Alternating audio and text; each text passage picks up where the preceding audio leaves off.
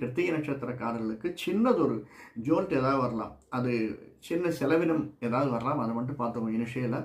அதற்கடுத்து நமக்கு நிறைய வருவாய் தரக்கூடியதாகத்தான் அமைந்திருக்கிறது.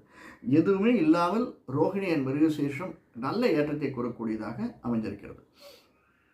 சரி, பிஸ்னஸ் எப்படி இருக்கும் சார்? மெயினாக நமக்கு ஏதாவது ப்ரொமோஷன் ஏதாவது கிடைக்குமா? இன்க்ரிமெண்ட் ஏதாவது கிடைக்குமா?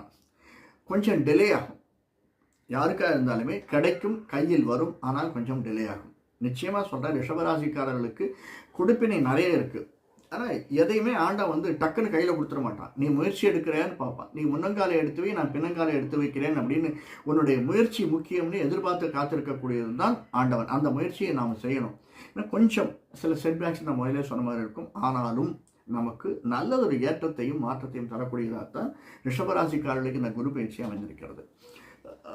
மூன்றாவது, பிஸ்னஸ். என்ன பிஸ்னஸ்லாம் ஏற்றமாக இருக்கும்?